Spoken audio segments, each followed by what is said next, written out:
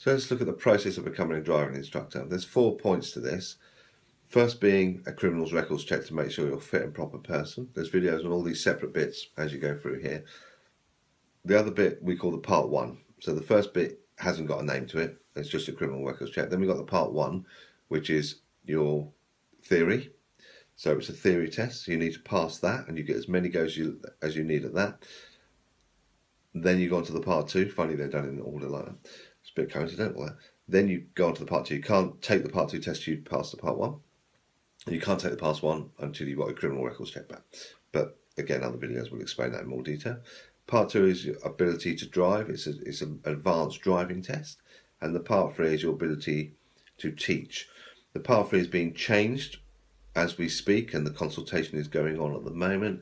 So that may well change. We know what's going on. We're ahead of the process. We're not ahead of the process. We're with the process, and we're ready for the change. And that's the main reason you're watching these videos, because we're changing the way we teach with the changes in mind.